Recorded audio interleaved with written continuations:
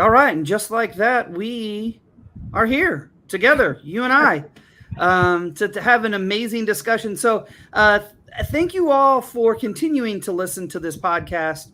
I was so excited to look today, hadn't looked in a while, and found out that it has surpassed 121,000 streams on most major. That doesn't even include all the platforms. So I'm going to be safe to say it's over 125,000 streams that this podcast has gotten to. So I'm just really excited by that. It really does keep me motivated that people are learning, listening.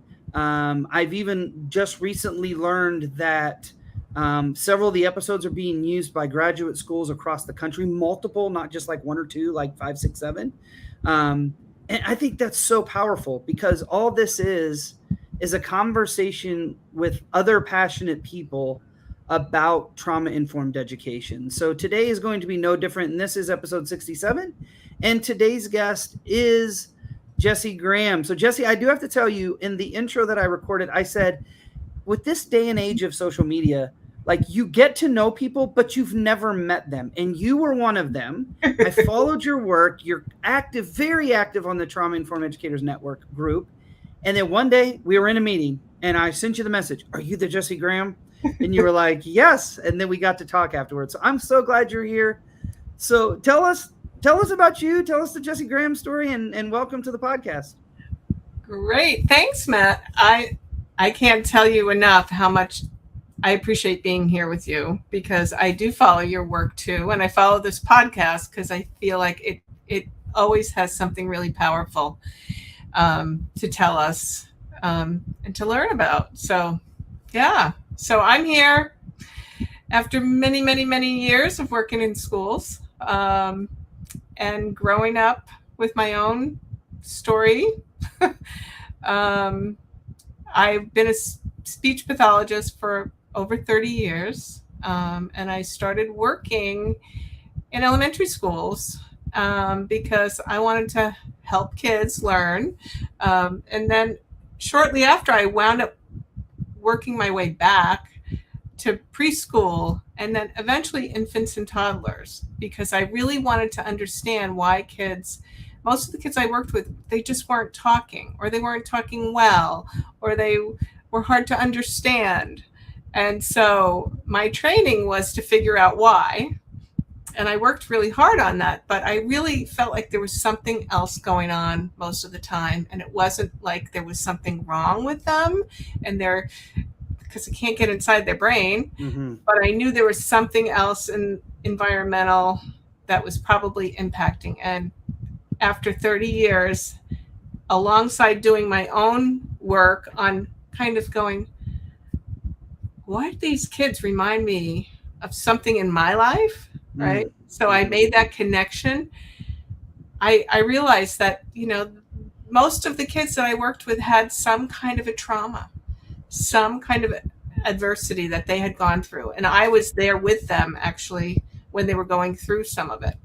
And that really had an impact on their ability to communicate. So that's kind of it in a quick nutshell. So 5 years ago, I decided to focus my work on coaching because I had met a few people that were coaching, and the coaching piece of the work that I do is about creating possibilities and new ways of thinking and eliminating false and limiting beliefs about your life. And what the other kind of parallel that I found was my limiting beliefs were related to my trauma. So all of those things kind of added up to where I am now. And right now I'm kind of at a point where I'm just saying, okay, we know about trauma. We know about ACEs. We know that education is having a hard time right now. The pandemic, but even before the pandemic, things were starting to shift, and we can and will do things differently. And I want to support that movement. And I think that's so important. And it's honestly, Jessie, and I know you get this question all the time, and I get the question all the time too, is, okay, we know, like we understand, adversity has a negative impact on behavior, on development, on on on academic everything, right? We know that. So it's what I call the so what now what, like, so when you have gotten into this work, what is it that you help schools or help individuals with? The now what does that look like to you as a coach, with your lived experience, with your academic experience, and with your professional experience? What does it look like? Yeah, that's a great question. So let me think for 1 second, because one of the things that it looked like for me personally was me saying, I have to do things differently. I can't do things the same way all the time, because that's how I was before I understood the impact of trauma. So now I had to change. And that came from me receiving coaching and saying, oh, I didn't realize, I was not aware of a lot of the things that I was doing that was perpetuating the same results. So that's one thing.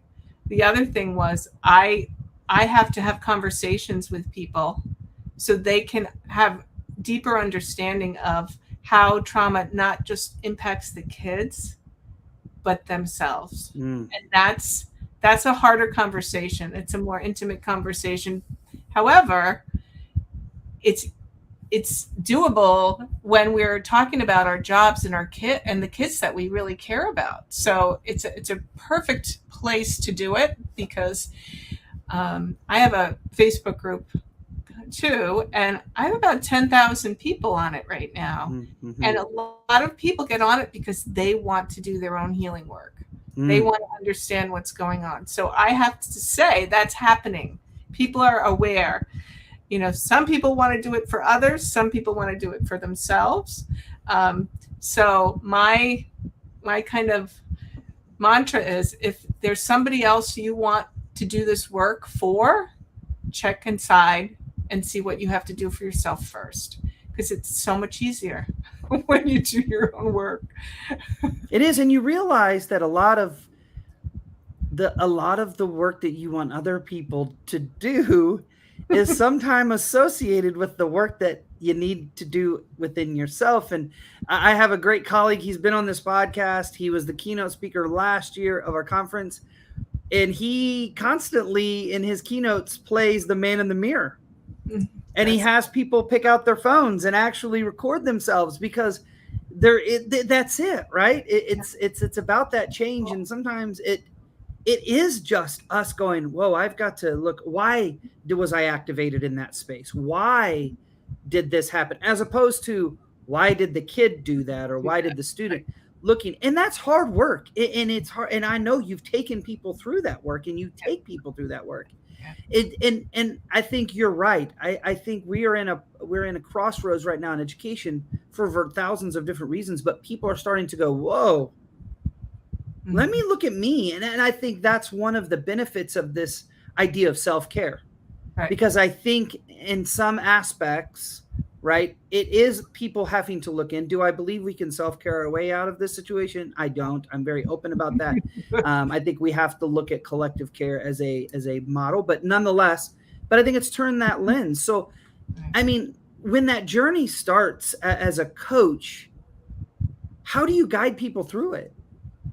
Well, that's a great question, because I have not only been coaching teachers, but I've been coaching parents. And when I coach parents of young kids, it's pretty instantaneous that they want their kid to do this, and this, or not do this, and this. And I am able to kind of get them to a point pretty quickly to say, what are you doing that's like this, and this, right?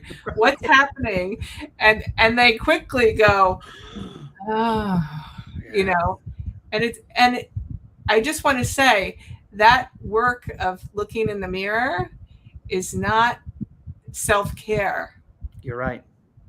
It's, it's self-awareness work, self-development work. Yep. And it's very, very uncomfortable.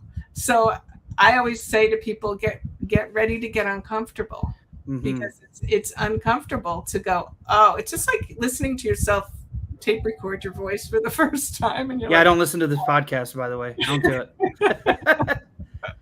As a speech pathologist, I did a lot of video recordings of myself doing therapy. So I'm pretty good at it, but it's uncomfortable, right? So that notion of, it's uncomfortable, but I always also tell them it's also freeing.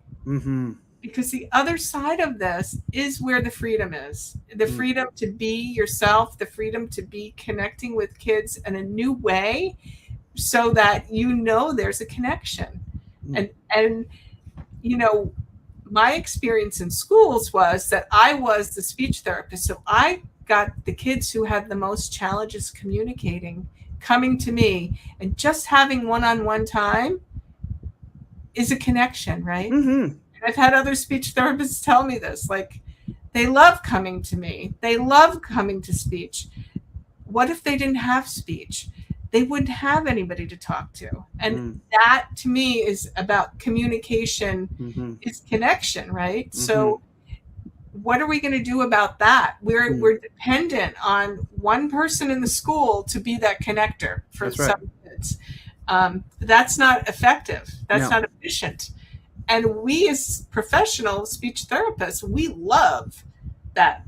It feeds us, right? But is it necessarily the best thing for the child? I'm not sure. That's a good question. I mean, and you're right. We need one, but it takes to really do this work. It takes more than one, and ideally everyone, right? Everyone. Yeah. So let's get into this idea of talking about this idea of self-care and getting involved and looking internally for self-awareness. What are some of the things that get in the way? What are things that you see get in the way? And, we talked a little bit before about especially those things that are out of our circle of control, but more just whatever, circle of control, circle of influence, things that are, what gets in the way that you've noticed in your work as you supported? I think the way our systems are set up are that we don't have a space to communicate about things that are not related to our job. Yeah. So for example, I had this conversation with another colleague this morning. We as speech therapists have always been asked to go to a school and treat kids throughout a whole school. So here we are, one person, 20 teachers, sometimes 500 kids, and we're supposed to connect with all the teachers and all the kids on our caseload, sometimes upper of 50 kids that are in different classrooms. Think about the amount of energy and connection to make genuine connection, right, that would really facilitate learning and supporting these kids. That's not realistic. We're one person. Yeah. And we often have two assistants that we have to manage. So that's that old system is, that's the old educational system. So that's one big piece, just the way things are set up when you get a job. Even online, I'm asked to see kids back to back to back to back with no break on a computer screen, like I'm a robot. So that there's no time for talking, no time for connection. One of our listeners says the system is not working. I see that. Yeah. And I think that's just it, right? That is one of the barriers, and it's not the only one, is it? No, the other ones are that, we as individuals have not had opportunities to self-reflect, right? So 30 years ago, my first job out of grad school, I was asked to take a Myers-Briggs. I'll never forget it. I was like, what's this about? Is there something wrong? But actually, that was my first step into self-awareness because I had to think about some things and there was no feedback. It was just like, we just want to know. We want to know more about you, what your strengths are, what your challenges are, right? So, and that set me up in a really positive way to kind of be myself, I also had an amazing principal who was really engaged with me, who took time to observe me, took time to process and do a really good evaluation cycle with me. That's not happening in my experience. I'm sure you're doing them, but a lot of people are not having evaluations, and it's so there's no feedback, there's no self-reflection built into the system.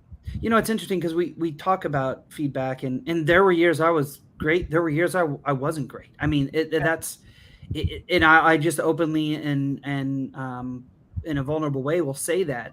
But what I did learn is that you have the evaluation system, and then you have feedback and support. Mm-hmm. Those two things can go together. But what I've learned is very similar to kids. You can give kids a token, you can give kids something and tell them they did a good job, and they will take it, and they will have a little bit of excitement, and they will move on, and it's, or you can spend time with that child, express to them what they did, how proud you are of them, and make it about them, right? And they walk away changed. Teachers, adults, principals, we're all the same. And I could leave a little note on a desk and say, good job, that was awesome, with a little piece of candy bar, and walk away. Or I could meet them in the hall and say, hey, you know what? I was in your room when you did this. Wow. The kids lit up. I could see the spark coming. I could see your energy. It was amazing. That made the biggest difference, more than the evaluations that I had to do by state law. Those little interactions that were authentic, and I could specifically say what I saw that would drive teachers in a motivation. And when my lead principal would come in, guess what? When he would say, hey, when you went down the hallway, I saw how you interacted with that student who was dysregulated, and you told me to scoot back because they didn't know me, and wow, that's really powerful. Mm-hmm. I mean, that's that work, right? And that is connection, authenticity. That's right. And it builds that human trust, right? Because you see me, you feel me, you validate me. That's it. That's the human experience. And what if a lot of teachers, and I don't want to go into obstacles too much because you can find a million, they're not used to being seen. It's true. What if they hadn't been seen as children? What if they hadn't been seen in their school? I can tell you one teacher that I know saw me in my educational career. She was my resilience builder, and I still talk about her. But that person did some things that were not about teaching to see me. She would put her arm around me up the room. She would let me come in the summer and help her clean her room. That's who saw me. And that's what made a difference. So this whole idea of being seen can be really uncomfortable for some people. It's true. It's true. And I think you're right. And I came from an era where children were seen and not heard. It was told to me in school, at home, at church. It was told to me everywhere. Right. And I still, just like you said, I still remember Stephen Greer. It wasn't until high school. No, trust me, Jessie, I was seen a lot because I made sure people knew I was there one way or the other. And most of them were not good ways to be seen. But he saw me as a human being. He saw me as an individual kid that just had something. And I will tell you, he made such a difference. He actually married my wife and I. That we remained in contact, and that was the power of it. He taught social studies. Do you know, I'm not into social studies. Right? Like, he taught social studies, but I was excited to listen every day because why? It wasn't the content. It was that he saw me as an individual, and I felt that, and it was authentic. And that's one thing I think that we have to be cognizant of. Adult to adult, kid to adult. That's right. When it's not authentic, it's easy to understand. And people are like, oh, just fake it till you make it. Kids, you can't fake it to kids. Yeah. Well, they know. And I think that's another obstacle. That's true. That we are told that, and we do that. We put on our armor, as Brene Brown says, and we go in and we do the job and suck it up. And I did that for many years until I went, something's not right here. My ACEs started showing up, Oh and yeah. Okay. And how do I, like you said to me earlier, what did you do? Like, you do things different. Yeah. You set boundaries instead of putting on armor, right? Yeah. Yeah. That feels really different, but it's another change. Yeah. Wow, it's powerful. And I think about my experience, and Peyton was his name. If those who had seen the Edutopia video with me and my mentee, his name was Peyton, and I got to see him every day for 2 years. And we had a true, authentic relationship, a mentor-mentee. I was his mentor. Yeah. And I was authentic with him. And there were days that I felt emotionally drained, or I felt tired, or I felt exhausted. And I would say, you know what, Peyton? I'm having a hard day today. Today is a rough day for me. Just couldn't get going. And do you know what? He would come in and say, you know what, Mr. Portillo, today's a hard day for me. I'd say, okay. So I would check on him. And guess what he would do if I was having a hard day? He would check on me. He was in 3rd grade, but he knew, like, he would check me out. You doing better? You feeling good? Yes. And I did the same for him. And that's skill building. That's skill building. Yeah. For me. Yeah. And him. I mean, seriously, it's for both of us. Right. But that model of me going, hey, it's just not, I'm not okay right now. I had something go on. I didn't tell him my business, but I told him how I was feeling. And it made a huge difference. And so I think sometimes those barriers can also be opportunities. Matter of fact, I believe most barriers are opportunities. Oh my gosh. If we just see them in that different lens. Yeah.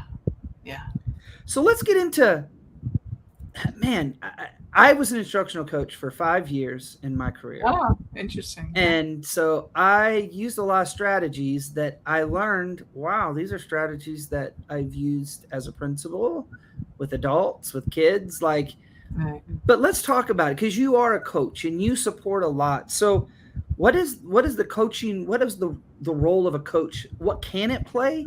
And I would even go back to say, what is it traditionally played in the school setting? Okay. Well, I have to clarify. I'm not an educational coach. No. Instructional coach. Yes. I was an instructional coach. You're like a coach. I'm trained in I name myself as a professional coach. Love it. So it crosses over, right? Yep. It's not just for business. It's not just for life. It's for education too, because we're all individuals. Exactly. We all show up in different places and different things. So the role of a coach is to support someone in creating change, their desired change. Now, I'm glad you brought up instructional coaching, because when I first got my certification, I offered coaching in a school where I was doing speech and language work. And the special ed director thought, this is great. Yeah, let's offer. I said, you can't make people have it, but you can offer it. Mm-hmm. Totally voluntary. And because this school had several instructional coaches focused on reading and literacy and math, the special educators were like, it's voluntary. I don't need a coach. Exactly. I don't need a coach. Now, the psychologist thought it was pretty kind of cool, but she was a psychologist, so she could engage with it. But she thought it was kind of cool, right? Yeah. That's great that you're offering that to other people. But I don't need it, but that's kind of cool. So that was my first experience. And I thought, wow, I learned so much, because I definitely, I put it out there. I offered it to people on a regular basis, very voluntarily. Come on a Tuesday afternoon, sign up, a couple of days in advance. And actually I provided coaching for a whole school, small school, and offered it again. Mm-hmm. We did group coaching for the whole school, and then offered it individually again. People were reluctant to sign up because it's the mirror time, and it's uncomfortable. And so coaches are there to support people who want to make change. That's right. Mm-hmm. And so when I think about schools and I think about trauma-informed work, I think about, we have people who have been trained in ACEs study, in trauma-informed care, and gone to millions of conferences and workshops and still are not sure what to do, right? Because they're just waiting for the system to do it and then tell them what to do. That's been my experience. Yeah, true. I've even talked to administrators who recently said, I'm trauma informed. We know what we're doing. And I said, what you just did was not trauma informed. So what does it really mean to be trauma informed? So having that conversation with individuals can open the door to really understanding what that is, because everyone's in a different place. We're not all in one place. So coaching provides more of an individual, or I do small group coaching, which I would love to do more of with schools, because you get 4 or 5 people together who want to learn more about the trauma-informed journey, and then we can have conversations like this one, and we can unpack some of the barriers and the blind spots, and then we can dig into some actions that might be different. And I mean, that's where growth happens. It's in that uncomfortable, right? And matter of fact, at the conference, the Trauma Informed Educators Network conference, which was just last month, I started it off with this statement of, are you unsafe or are you uncomfortable? Because unsafe and being uncomfortable are two completely different things. But unfortunately, we connect those as the same in many cases. And you know, those 2 days together with like-minded people, and we did something called home groups, where after every 2 sessions, you joined the same group for 2 days. Guess what that was? It wasn't coaching, but it was connectivity. The vulnerability that occurred, right? Yeah. These barriers and effective filters started dropping to the ground. And what I've learned is over time, they got smaller, right? By the end of the second day, they were smaller.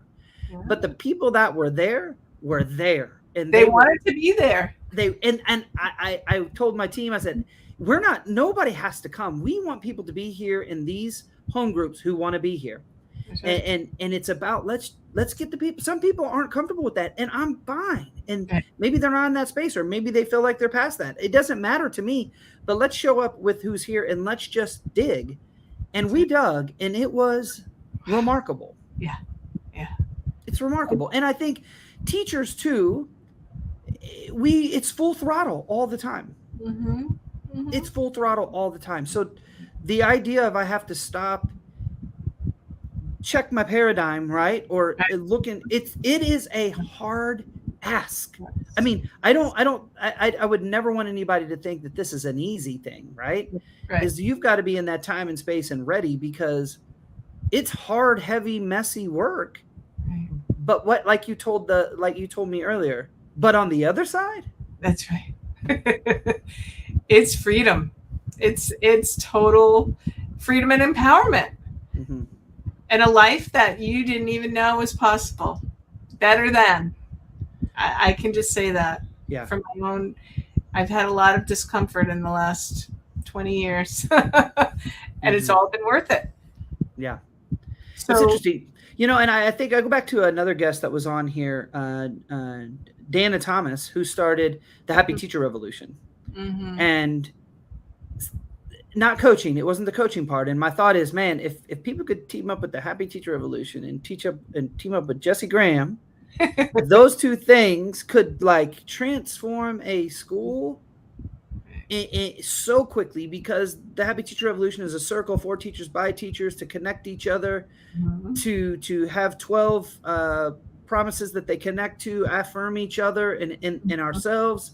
Right. That's so important, but this is as important, right? Like we also have to go, okay, let's look as a collective and an individual how we're going to move forward in this work.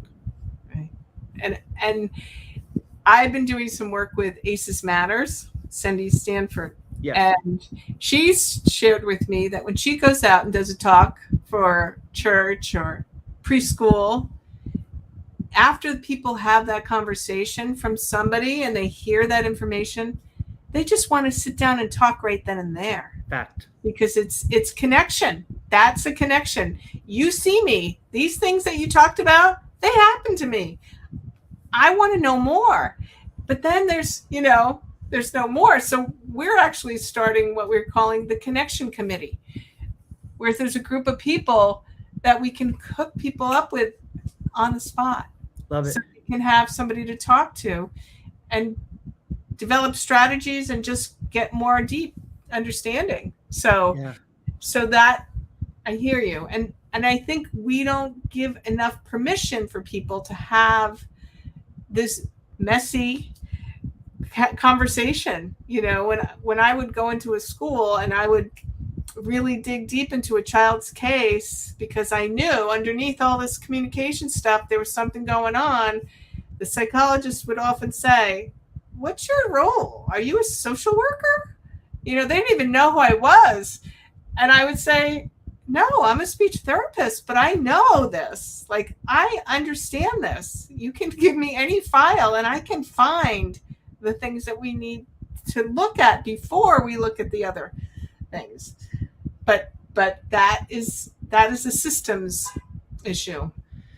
Yeah, and I think too, for those of us who have been ingrained in the work for a long time, I have to constantly pause and say, there are still educators that still have never heard of ACEs or adversity or trauma, right? And it is that, like, that's right. This is a movement that is still young. This is a movement that is still rolling out. And when I say young, it's 20 plus years old. I mean, this is not, Sandy Bloom has been doing this work forever. We've got people in these networks who've been doing this work, but it's such a huge paradigm shift. Because it's not the way most of us, I'm not going to say all of us, most of us were raised, or most of us have experienced school, or most of us experienced educators. It's not like that. So we're having to go, wait a minute, let's pause. Right. And I'm curious, Jessie, when you walk through that, right? When you walk through that with a psychologist and you begin to explain, what does that sound like, feel like when those conversations happen, when you begin, okay, so let's have this conversation because I want to tell you why I'm thinking this. Right. Well, I'm glad you asked that, because it's individual. So if you have a student to talk about, that's a really good opportunity to unpack ACEs, right? But we don't take time to do that. We go right through a process. And what I offer people is, let's sit down and look at this child's history. And then questions will come up, and they will want to know, how do you know that's related? And well, we have more science than we did 5 years ago that says this is related. This is what's happening in the nervous system. This is what happens to people over time. These are children, they're developing.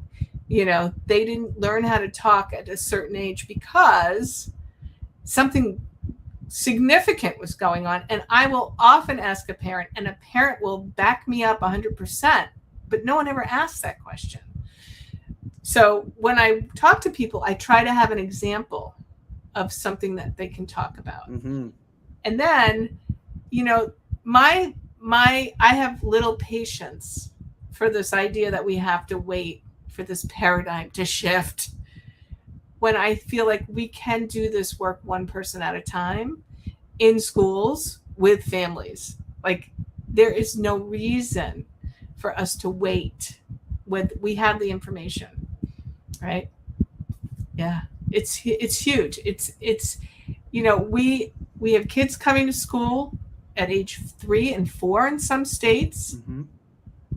We have parents who are freaking out because they're dropping their kids off and they're not even ready to do that, but they're doing it because they're told that's a good thing to do. We have an opportunity right there with all of those preschool kids to have this conversation, get to know them, and start. And then they have siblings in the school. Mm-hmm. You know this. This is the prime time. There's nothing that can be. There's no harm that can be done by connecting with families. What is the fear that is holding us back about this? Mm-hmm. What, to me, that's. So let's coach on this, Matthew. Yeah. Let's do this. Let's do do it. this. What's the challenge for you right now? What's the biggest challenge? So if you're talking to me in the realm of, I'm gonna go back to my principal days, because my challenges now are different than when I was a principal. Right. And I think some of the challenges that I had were definitely twofold, right? Some of it was in being impatient because I wanted change to occur now. Yeah. And what I learned very quickly is that I began to become frustrated, burnt out, exhausted, overwhelmed when people on the team or my school or the educators either didn't get it, didn't want to get it, or wasn't ready to receive it. Okay. And that was one of the hardest things that I had to continue to dig into. Okay. So your challenge was that people didn't get it. Tell me more about that. Yeah. So when we went through a long journey, and COVID set us back, and I've been very open about that. We digressed in our practice. We digressed in our understanding. And so I was commonly battling again, going, no, we're not going to do that punishment, or we're not going to use that practice, because we know, right? But as these things came up, they were impacting me and my relationship with the people that I had trusted and still trust. Right. But that was becoming a barrier. So you were trying to get them to continue to change, and they weren't. Yeah, and I think it came down to and I may not have been. I mean, it's all perception, right? My perception was I was using the practices towards them as well. So when they were struggling, giving them pre-forgiveness, giving them grace, helping them, supporting them, making sure we had coaches, all these things. But when it came to kids, they wanted it to be done differently. So from an individual standpoint, I want that for me. But if you do that for a student, right, is that you're this word was actually used before I left the school, you're coddling the children. And I will tell you, that wasn't a very activating word that I had to say, I'm going to close my door right now, and I'm going to step in here, and we're not going to have this conversation right now. I will tell you that didn't happen. So what do you perceive was getting in the way of them shifting? Their own safety and the struggle of everything that we were dealing with as a school, as a community, as the COVID protocols, the changes. I knew that in my mind, but it was hard in practice, right? I knew what it was, right? But in the day-to-day, it kept coming back as just like, why can't we do this, right? So what do you think you needed to make that happen? I needed a circle. And I needed time with each individual person. I did. And as I've reflected, even since I've left being a principal, that was the biggest reflection I had, was I didn't spend time individually with people when it wasn't in the middle of major decision-making, crisis, or having a problem. Those were the times in which I spent the most time with the people that I worked next to. Right. So how did you decide that you needed a circle?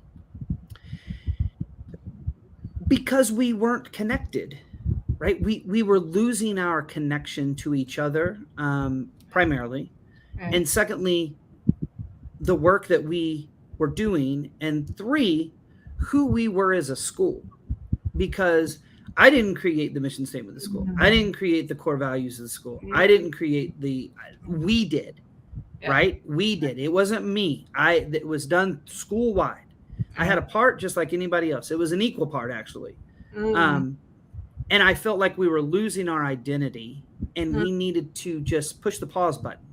Let's just pause. Let's take a minute. And we didn't do that frequently enough. We didn't do it enough. Okay. So you needed time to have those circles on a regular basis. Okay. And how did that work out? Well, I learned that faculty meetings should just be a circle. That's what it should be. and I wish I would have done that more often. Okay. Because anything that could be an email needs to be an email, and if it's important, I'll let you know face to face. Like, this has to get done. That's Right. not because when we did, we felt that connection. Right. We felt that connection happening, Right. and people who weren't in the space to feel that connection, we knew we needed to support in different ways and have conversations, give them space, whatever it is they needed as an individual, is what we had to try to do as a team to provide.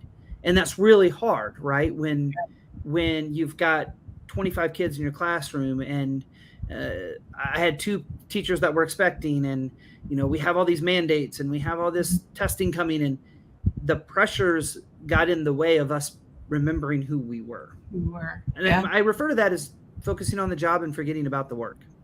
So I love that.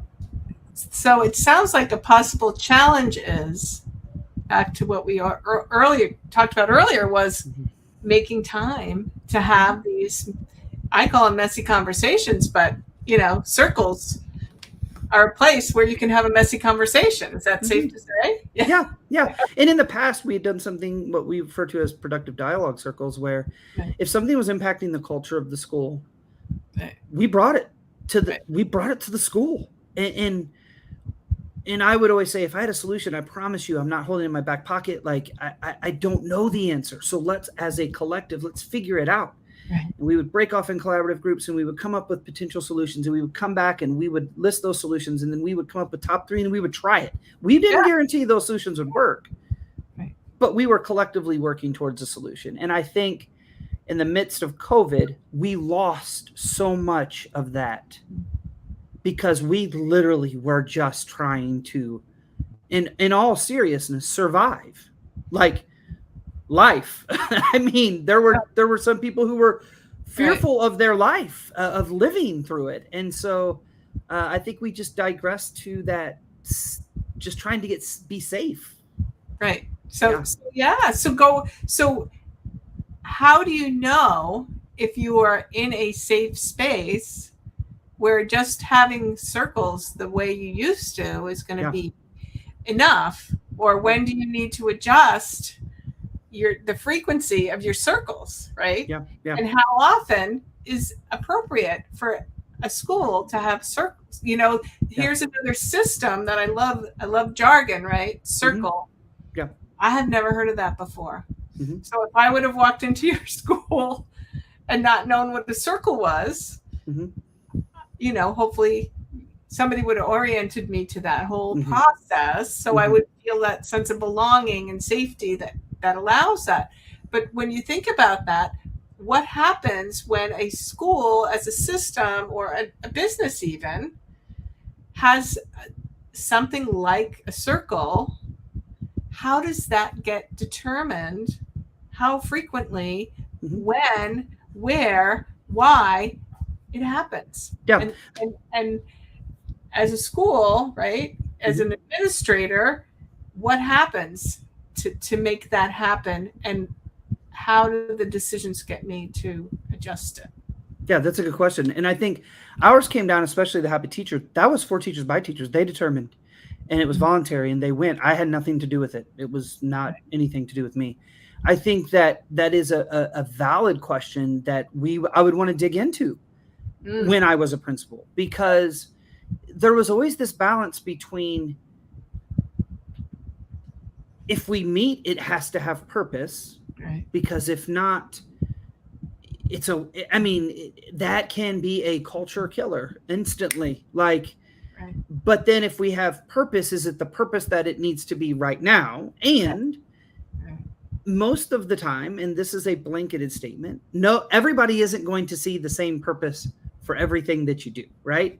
Right. And so how do you connect that mission vision clear enough where everybody can see it? And I'm gonna be honest, Jessie, if I had that all figured out, I would have written a really long book.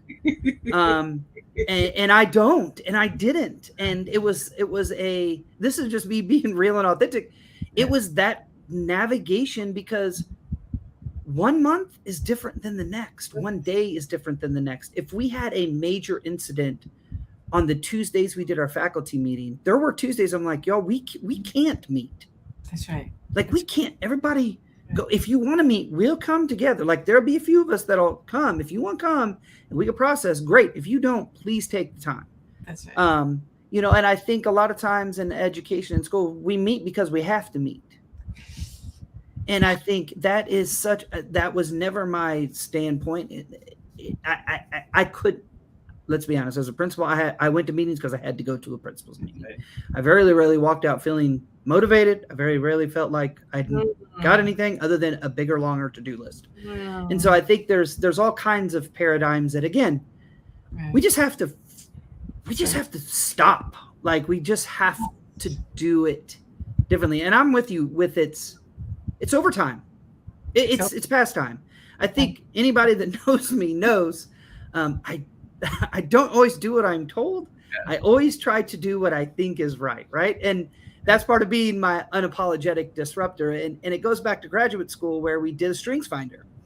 And when the professor had us do it, wow, did it open a door to me. And he kept reinforcing, focus on your strengths.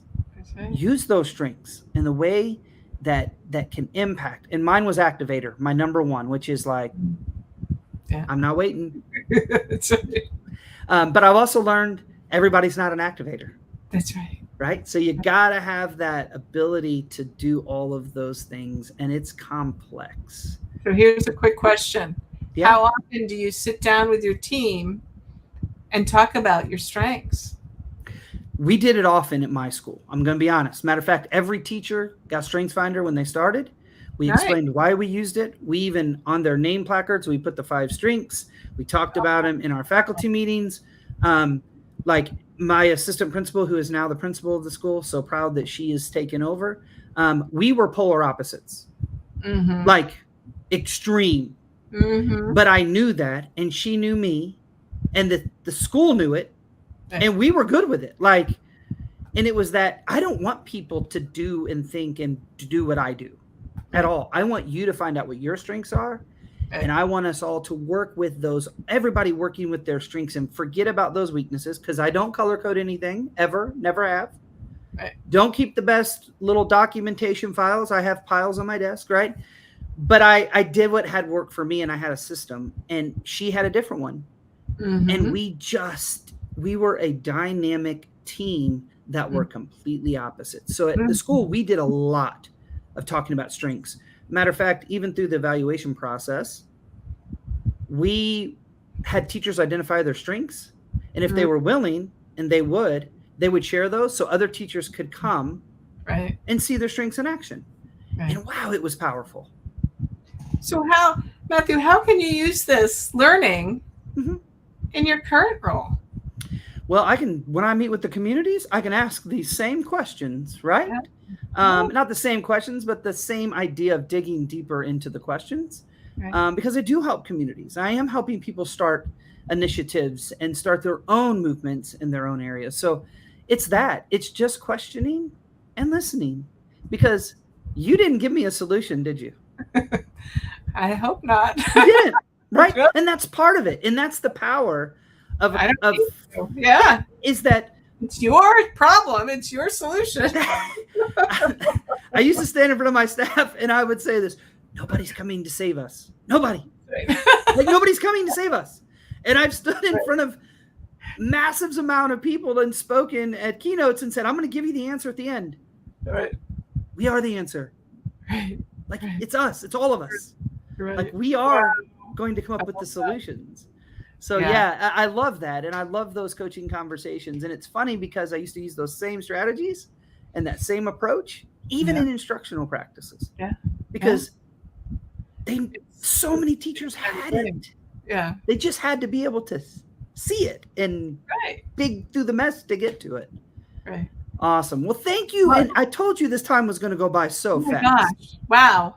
Awesome. Matter of fact, it's been 50 minutes. We've just knocked it out. So, Jessie, if people want to get a hold of you, if they're like, I need a Jessie Graham coaching session in my life, in my school, with my team, in my district, how could they get a hold of you? They can go right to my website, www.jessiegrahamcoach.com.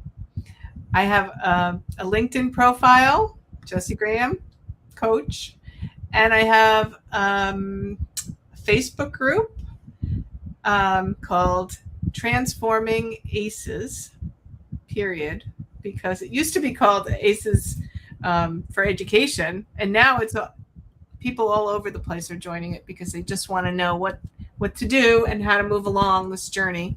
And yeah, those are the best ways to get me. My email is jessiegrahamcoach@gmail.com as well. Awesome. You all just go ahead and reach out to Jessie. Get yourself and your team a session to go, because as a principal, and I mean this, Jessie, I wish I would have done more with that with my team. And it goes back to even my conversations with Rebecca Pankritz. You know her. Yeah. These conversations were very similar. Yeah. Until we do the internal work in our schools with our teams and with our culture of our school, we can never dig as deep as we need to in this work. Because it has to take these coaching sessions with skilled people who understand not just trauma and the impact, but also the coaching way of navigating through the messiness that we each and all and everyone carry in order to get to that other side of getting that synergy to ensure that our school cultures and communities are meeting the needs of our teachers, our kids, and our community. Yeah. Everyone. And it takes people digging in. Yeah. And I'm also doing coaching for parents and parent groups.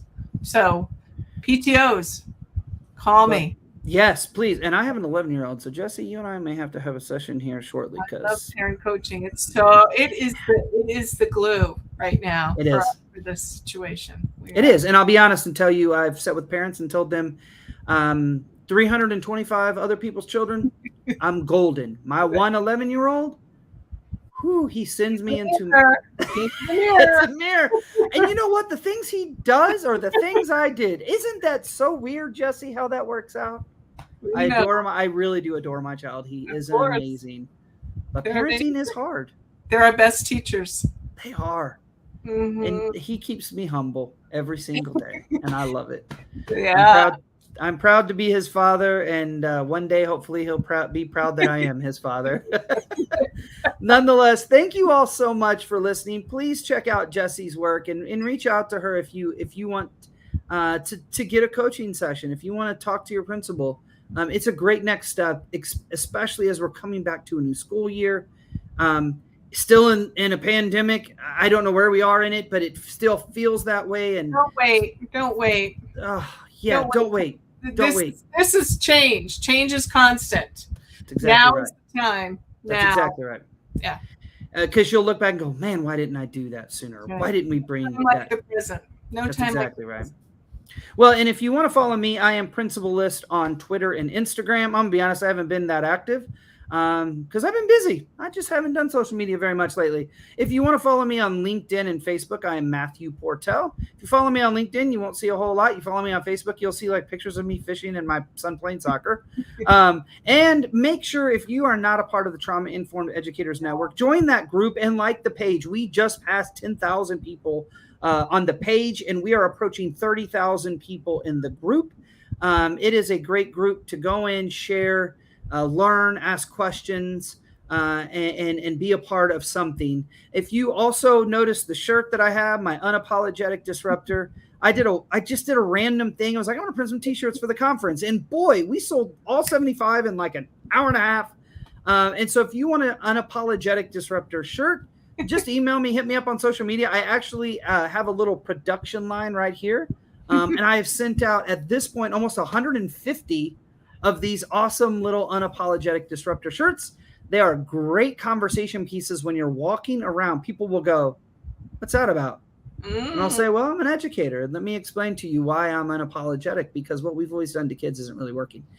And man, it sparks conversation. Some people roll their eyes and some people high five. Just prepare, because not everybody is ready for the change, but the change still needs to occur. So thank you, Jessie, for your time. Thank you for those of you who are listening on the podcast. Again, please like the podcast on social media.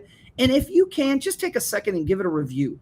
If the podcast gets a lot of views, it actually goes up on all of the listening stations, and so it makes it more accessible to people. And I believe that all of these messages need to be out to as many people everywhere that can possibly be, not just educators, but everyone. So thank you. And I will be back next week. So please join us. If you are live, give me just a second. Jessie, give me just a second. If you're listening on the podcast, thank you. And I will see you soon. All right. Thank you all who were here live too. Jennifer and Abby and all the people and Janet who were here live. Appreciate you all engaging. It helps us stay motivated and get all fired up. And Jessie, thanks for being here. I really do appreciate it. Thanks, Matt. All right. Well, I'm sure we'll see each other at some point soon. We always tend to be crossing paths lately. So lots of meetings coming up.